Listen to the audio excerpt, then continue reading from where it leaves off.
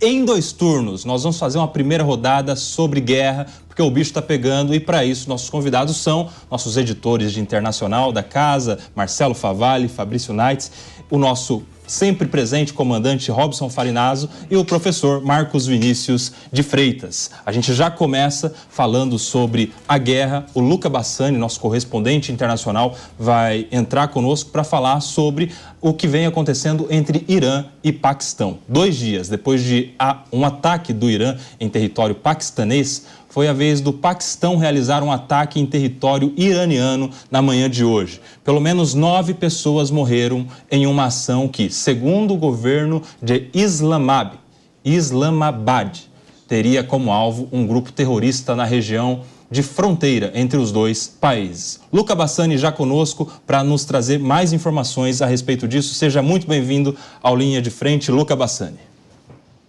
Boa tarde a você, Kobayashi, a todos os nossos debatedores aí em São Paulo e também a nossa audiência que acompanha aqui o Linha de Frente. Hoje nós vemos que o Paquistão retalhou o governo de Teherã, retalhou o Irã após os ataques realizados pelo Irã no dia de ontem, algo que nós trouxemos aqui também para a nossa audiência. Este ataque ele aconteceu na porção sul do Irã, em uma região histórica chamada Balutistão, ou Baloquistão em português, que é exatamente uma região de étnicos dessa nacionalidade, assim podemos dizer, que estão divididos entre o território iraniano e o território paquistanês. Vale mencionar que o Paquistão é uma grande potência militar naquela região que faz a transição do Oriente Médio para o subcontinente indiano. São mais de 240 milhões de pessoas e uma potência nuclear. O único país com armas nucleares, cerca de 170 ogivas, dentro do mundo muçulmano. E aí nós vemos exatamente o perigo que toda essa situação pode significar caso haja uma escalada das tensões entre 2 países que são muito conhecidos por financiar guerras em todo o mundo, mas não entrarem diretamente em muitas guerras durante os últimos anos. Do outro lado, nós temos o Irã, um outro parceiro que estamos falando aí do mundo das guerras, um outro player, melhor dizendo, muito importante, que tem ocasionado também muitas instabilidades em toda a região do Oriente Médio, desde a Revolução Islâmica de 1979, e que optou por eliminar alguns grupos inimigos, alguns grupos considerados terroristas. Durante o começo dessa semana, fez ataques no norte do Iraque, a região do Kurdistão iraquiano, o que supostamente, segundo os iranianos, era uma base de espionagem dos israelenses dentro do Iraque, algo que não foi confirmado, além do norte da Síria, onde ainda atua o Estado Islâmico. E, por fim, ontem atacou o Paquistão, também matando 2 crianças, segundo o que disse o governo de Islamabad, neste ataque que foi uma violação do seu espaço aéreo. O Paquistão prometeu retaliação, assim realizou hoje pela manhã, foram cerca de 9 mortos, segundo o que foi divulgado pela imprensa paquistanesa, das quais dessas 9 pessoas, 7 seriam crianças ou mulheres, portanto dizem que os alvos militares não têm sido o principal objetivo, o objetivo tem sido causar o terror. Aí a gente vê que há uma crise diplomática estabelecida, os embaixadores já foram chamados de volta, há um momento de muita tensão, além, é claro, de um parceiro muito importante desses 2 países, a China, que goza de uma boa relação tanto com Teherã quanto com Islamabad, pedindo para que os ânimos diminuam um pouco e que o caminho diplomático e da conversa possa ser reintroduzido, ao invés de uma guerra generalizada entre 2 potências militares naquela região do mundo. A gente vê que também o olhar europeu e americano segue bastante tenso para essa região e muito provavelmente pedidos partindo de lideranças como o próprio presidente Biden ou da União Europeia, Ursula von der Leyen, assim como da próprias Nações Unidas, podem já surgir nos noticiários durante as próximas horas, porque todos sabem o enorme risco que um enfrentamento direto entre Irã e Paquistão representaria para toda a região do Oriente Médio e do subcontinente indiano, como também para o mundo, dada a importância da produção de commodities energéticas por esses 2 países e também as rotas comerciais, como nós temos observado ao longo de todos esses 104 dias de tensão no Oriente Médio. Luca, a pergunta é do nosso Marcelo Favalli. Boa tarde para quem nos assiste, boa noite para o Luca, que está no hemisfério norte, na Suíça. Luca, eu queria estender um pouquinho, como você falava, das questões diplomáticas, porque o Paquistão pediu para que o seu embaixador no Irã voltasse, né? Essa retirada do embaixador é um sinal diplomático muito importante, é uma mensagem nas entrelinhas, mas que nos canais diplomáticos isso representa bastante coisa, e não permitiu que o embaixador iraniano em território paquistanês voltasse, o que também é um recado muito claro. Dentro dessas manobras político-diplomáticas, como é que está a situação? Olha, Favalli, essa informação que você traz é realmente muito relevante, porque o impedimento da saída de um dos importantes diplomatas de qualquer país que seja, representa, obviamente, uma violação do direito internacional que dá a esses agentes diplomáticos com passaportes especiais, com autorizações especiais, esse livre trânsito, até porque eles estão lá representando toda uma nação e não só um único indivíduo. Então, isso eleva muito a atenção, não sabemos até que ponto o Irã vai responder neste aspecto diplomático, mas quem tem sido crucial para tentar fazer com que esses dois países que trocaram hostilidades sentem-se à mesa e discutam de forma pacífica é a China. A China tem muito interesse que esses dois países não travem uma guerra entre si, porque esses dois países são muito importantes do ponto de vista geoestratégico local.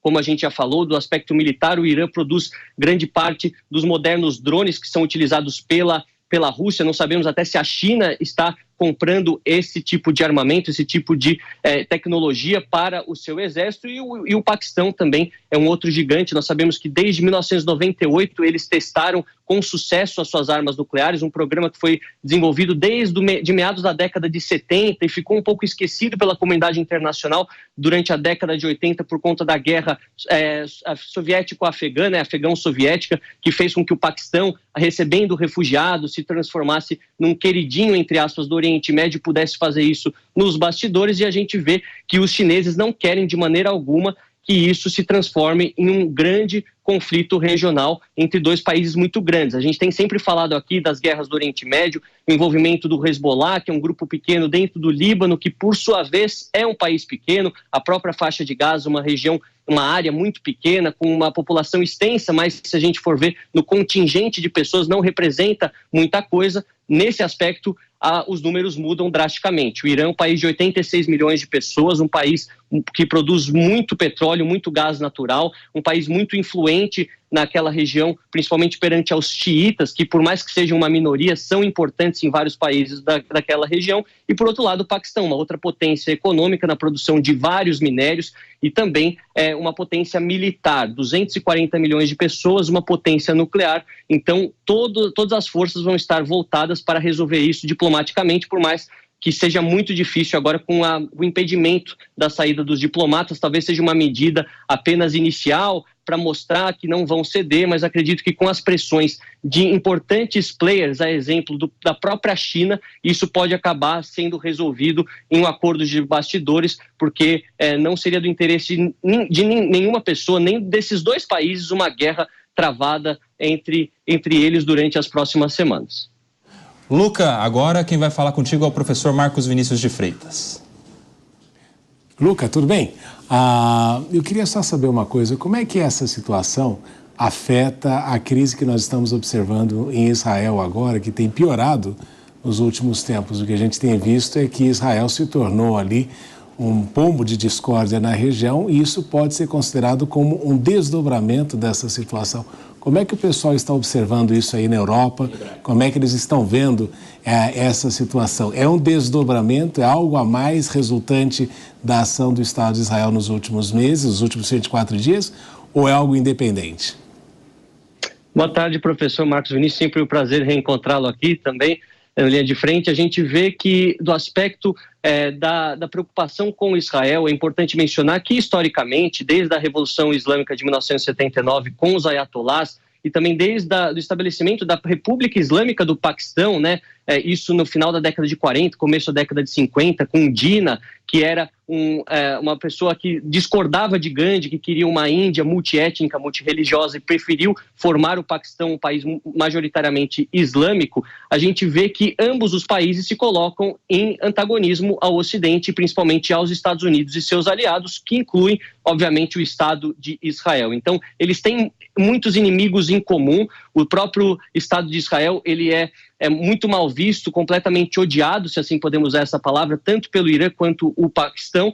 E os Estados Unidos têm uma relação até que relativamente estável com o Paquistão, mas com o Irã, nós sabemos, completamente desastrosa, inexistente do ponto de vista diplomático, com muitas sanções e muitas hostilidades, ameaças, desde 79 até os dias atuais. Então nós vemos que, apesar desses inimigos em comum, nós não temos algo que una o Paquistão e o Irã neste momento. É importante mencionar que o aspecto religioso tem também importante papel neste conflito. O Irã, o maior país xiita do mundo, é uma vertente que enxerga o Islã por outras doutrinas, que vê que a linhagem sanguínea do profeta islâmico Maomé é mais importante do que os ensinamentos feitos pelas escolas, pelas machads islâmicas, como os sunitas veem, que incluem o Paquistão sendo um dos maiores países sunitas. Então a questão religiosa também faz com que esses grupos armados, rebeldes que atuam em regiões fronteiriças sejam alvos, além, é claro, da gente ver ambos querendo crescer na geopolítica regional e não tendo tanto sucesso com uma hegemonia, principalmente dos países árabes muçulmanos, como a Arábia Saudita, o Catar, os Emirados Árabes Unidos, durante os últimos 20, 30 anos, que conseguiram construir pontes entre Oriente e Ocidente. Então, isso parte de um princípio local e cresce para questões mais complexas que têm a ver com o interesse econômico de cada um deles, mas realmente o conflito de Israel fica um pouco esquecido, apesar de ter as suas ramificações. Não podemos esquecer que uma série de reações em cadeia aconteceram em toda essa faixa do mundo. Se a gente pegar desde a região do Levante, em Israel, Palestina, Líbano, Síria, até o Paquistão, são milhares de quilômetros e muitos conflitos acontecendo. Uma breve recapitulação: hostilidades no sul do Líbano com o norte de Israel, perpetradas pelo Hezbollah principalmente. A guerra entre Hamas e Israel, essa nas manchetes todos os dias. Os Houthis iemenitas, também um grupo xiita fundamentalista, financiado pelo Irã, não dando paz no Mar Vermelho, atacando embarcações militares e embarcações civis, comerciais, de diversas bandeiras, o que está desviando a rota comercial do Extremo Oriente para a Europa e a Américas há pelo menos 3 semanas. A própria questão na Síria, no Kurdistão e agora entre Irã e Paquistão. Então é uma bola de neve que tem crescido e muitas pessoas sabem que isso pode se transformar num conflito generalizado com uma perda humana tremenda, assim como um impacto global econômico por conta da importância do Oriente Médio para todo o mundo. Muito bom, Luca Bassani continua com a gente vai fazer já uma rodada inicial, porque o Fabrício preparou uma arte que ilustra muito bem esse conflito. Na sequência a gente ainda vai falar com o Luca Bassani e agora a gente quer ouvir o Fabrício, que preparou uma ilustração aqui para a nossa audiência entender esse conflito. Fabrício. Pois é, Nelson, a gente fala do Irã e do Paquistão. O Irã era um componente, um personagem já muito mencionado desde que a gente começa a falar desse conflito Israel-Hamas. Agora, Paquistão é uma coisa nova. Tem uma arte, justamente que a nossa equipe preparou, que explica um pouquinho de como foram esses últimos 2 ataques, o de terça-feira do exército do Irã no território paquistanês e agora esse de quinta-feira de hoje pela manhã no território iraniano.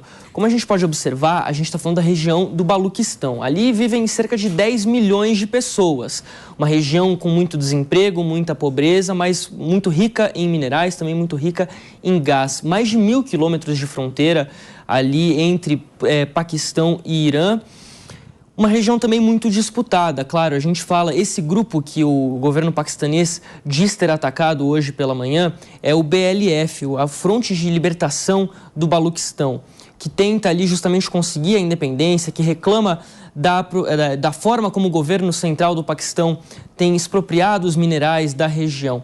É tudo muito disputado, é tudo muito complicado. Eu queria até saber do Luca como é que ele vê esse posicionamento, inclusive, do governo paquistanês. Se a gente está falando definitivamente de uma espécie de troca de gentileza, tendo em vista justamente isso, que há 2 dias, há pouco mais de 48 horas, houve um ataque iraniano do lado paquistanês da fronteira. E agora a gente vê o contrário, um ataque paquistanês do lado iraniano da fronteira.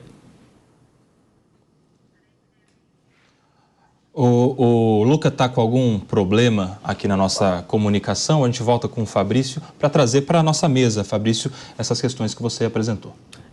Justamente, então já vou estender a pergunta aqui para os colegas, porque acho que é um ponto muito válido. A gente fala primeiro, então, Lá na terça-feira, o Irã ataca, e acho importante a gente destacar aqui, Nelson, que oficialmente a gente não está falando de um ataque direto de um país ao outro, mas sim na versão de cada governo, tanto Islamabad quanto Teherã, falando que são ataques a grupos extremistas, grupos terroristas. Ou seja, não configura necessariamente uma declaração de guerra, algo desse sentido.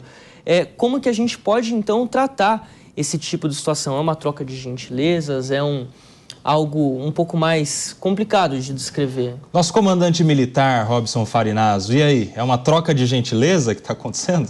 Olha, boa tarde, companheiros de bancada, boa tarde, amigos da PAN. Fabrício, você se referia à troca de gentilezas como se o governo de Teherã fizesse um favor para Islamabad, essa carta a gente não pode tirar do baralho, porque o fato é o seguinte: o Baluquistão é um país que foi incorporado, né, uma região que foi incorporada ao Paquistão em 1948, e eles nunca se deram bem com o governo de Islamabad, né? E do lado iraniano, os Baluques, eles existem em 3 países, né? No Irã, no Paquistão e também no Afeganistão. O que acontece? Do lado iraniano, eles apoiam o ISIS, né? Então, eu penso da seguinte forma: os Baluques não têm amigos naquela área ali. Não é de todo impossível que os 2 países tenham assim, algum tipo de acerto com relação a isso. Porque a gente tem que colocar algumas coisas, principalmente do lado paquistanês, que são bem complicadas. O exército do Paquistão é um enigma. A gente não sabe o que eles querem, né? É bem obscuro ali. E o Serviço de Inteligência do Paquistão, o ISI, eu acho que é um dos mais sombrios do mundo. Da Ásia, provavelmente, é o mais sombrio. A gente nunca sabe de que lado que esse pessoal está. Então, eu acho que, num primeiro momento, é muito difícil saber o que foi que aconteceu. Eu queria pegar essa linha aqui, aproveitando o posicionamento, as explicações do Fabrício e depois a pontuação do comandante Farinazzo. Comandante, o senhor estava falando da obscuridade dos serviços secretos e, principalmente, a gente não tem informações mais precisas, exatas, sólidas de como é que é o exército do Paquistão, mas a gente tem uma ideia do que eles têm. Estou falando de um exército muito bem armado, né? Claro, vou trazer à tona aqui algo que é muito mais teórico e muito menos prático. Tecnologia nuclear, estou falando de bomba atômica. É um país declaradamente com ogivas nucleares no seu arsenal. Se isso vai ser usado, são capítulos muito mais para frente, né? A arma de dissuasão, isso nunca mais foi usado desde a Segunda Guerra Mundial, mas a ameaça nunca deixou de existir. Mas indo um passinho para trás, comandante, o que a gente sabe, então, de informações sólidas? A capacidade de ataque do Paquistão, e aí eu estou colocando um outro elemento, que é imaginando uma escalada de violência. Vamos supor que o Paquistão se engaja aí numa batalha mais ferrenha com esse grupo separatista ou essa área que quer a sua independência. Que tipo de capacidade de ataque o Paquistão teria? Pois é, Favalli, o Paquistão tem uma das melhores forças aéreas, né, do sul da Ásia ali. Inclusive, eles andaram fazendo até alguns acordos com o Brasil alguns anos atrás, não sei que pé que está isso aí. Mas é uma força aérea excelente, como você bem pontuou, eles têm capacidade nuclear, eles têm bons sistemas de mísseis, mas a gente tem que se lembrar, né, que o Paquistão tem um vizinho complicadíssimo chamado Índia, com o qual eles já foram à guerra várias vezes. Então, a grande preocupação do Paquistão, na verdade, é a Índia. Agora, se a gente for ver guerra do Paquistão com o Baluquistão, eles estão em guerra há 60 anos. Então, não é novidade. Por isso que eu acho que essa situação ainda assim está muito nebulosa, né? É o que o Clausewitz chamava de a névoa da guerra, né? A gente não sabe ainda quais são as implicações. Eu acho que a gente precisa esperar alguns dias, mas eu não tenho dúvidas. O Paquistão tem uma das melhores forças armadas do sul da Ásia. Só que do outro lado, você tem o Irã também, se a crise escalar, que tem a melhor força de mísseis do oeste da Ásia também, a melhor força de mísseis e drones. Então, são 2 gigantes medindo forças, né? O Luca Bassani já restabeleceu contato conosco. Nós queremos te perguntar também, Luca, o que se sabe sobre a capacidade militar, bélica, de força do Paquistão?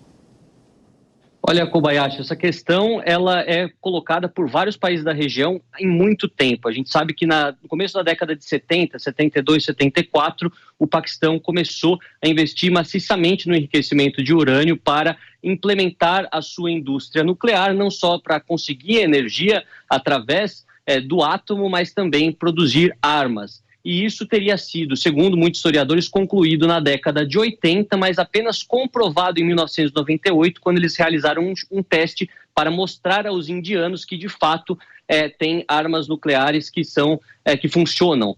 Porque os indianos também, há décadas antes do Paquistão, conseguiram as suas armas nucleares, e aí aquela região fronteiriça entre Paquistão e Índia, a região da Caxemira, entre tantas outras que tem vastos recursos naturais, minerais, e são tão importantes para a economia, poderiam de fato ser resolvidas através de uma guerra. O comandante Farinazo, colocou muito bem que eles já guerrearam em vários momentos, mas o Irã, ele é uma nova incógnita nessa variável, porque a gente vê que durante os últimos anos o Irã também começou seu próprio enriquecimento de urânio, sofreu e sofre grandes sanções por conta disso. Não sabemos de fato até que ponto conseguiram tornar viável as suas armas nucleares, mas quando estive lá no Irã, falando com várias pessoas, e todas as pessoas, todos os homens são obrigados a ir para o exército por pelo menos 1 ano e meio a 2 anos, muitos dizem que isso é dado como certo. O fato é que o Irã jamais testou essas armas. Se testasse, obviamente todos saberiam. Os satélites hoje, as tecnologias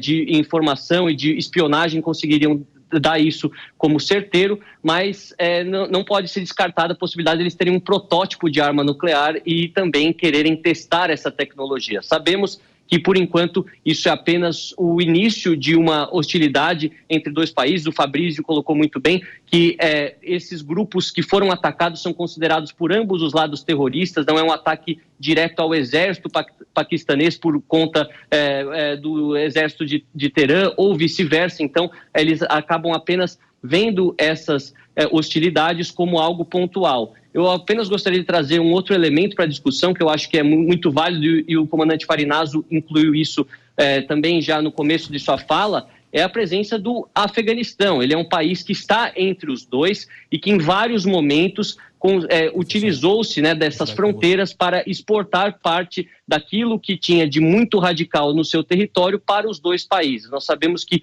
durante a guerra afegão-soviética e também mais recentemente com a volta do Talibã em 2021 ao poder, muitas pessoas deixaram o Afeganistão e foram para o Paquistão, e tantos outros foram para o Irã. E nesse momento são grupos armados, grupos também fundamentalistas, com outras ideologias que vão contrárias a República Islâmica do Irã ou a República Islâmica do Paquistão, e acabam de fato causando muitos problemas internamente, principalmente nessas regiões separatistas. Então pode ser também que sejam grupos que sejam provenientes do Afeganistão. Vale mencionar que no ano passado, 2023, alguns ataques em mesquitas na região do Paquistão fronteiriça ao Afeganistão, uma região chamada de Peshawar,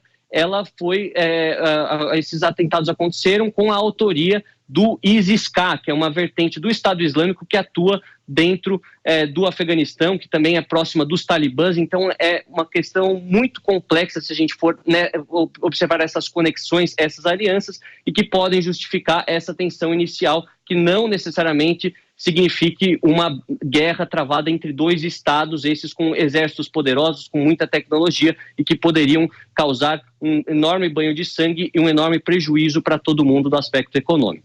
Aí, Luca Bassani, nosso correspondente internacional da Jovem Pan. Muito obrigado, Luca. Seja sempre muito bem-vindo ao Linha de Frente.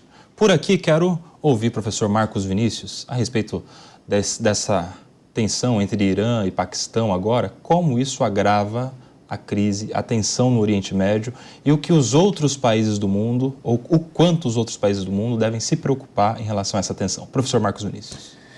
Eu acredito, nesse processo todo que a gente está enfrentando atualmente, que você tem aí uma questão mais política do que qualquer coisa, justamente pelo fato de que esse ano você tem eleições parlamentares no Paquistão e o ex-primeiro-ministro está preso. E o exército do Paquistão, embora tenha este poder militar, a opinião pública no Paquistão com relação ao exército é muito negativa, em razão da atuação que tem tido nos últimos anos e da sua própria atuação política. Então a gente não pode esquecer que na opinião pública paquistanesa o exército não está tão bem politicamente. Então, neste processo todo, o que a gente nota é que é uma tentativa, na minha opinião, na minha humilde opinião, do exército paquistanês tentar aí, através dessa situação, nós não vemos aí que nem Geralmente isso seria uma declaração de guerra, basicamente, quando um país ataca o outro nesse sentido e não dizer que está atacando ali somente alvos terroristas. Então a impressão que eu tenho é aí que o Irã está mais ou menos fazendo um favor para o Paquistão e para o governo atual do Paquistão nesse processo todo, muito mais do que querer desencadear uma guerra como poderia e como seria o resultado normal disso. O problema é que nós temos uma situação política interna no Paquistão que é muito complicada. A situação do ex-primeiro-ministro preso, Imran Khan, também não foi tão bem absorvida. Nós temos aí ele mesmo dizendo que os Estados Unidos estavam influenciando em todo o processo. E o que a gente nota é que é uma situação política, mais do que nada. O grande problema é que neste ano nós temos várias eleições pelo mundo, nós temos mais de 70 países aí em eleições, e o que nós vamos ver de ações militares acontecendo neste tipo de sentido, justamente para fortalecer quem está no poder, é algo que a gente tem a impressão que vai ser algo mais recorrente.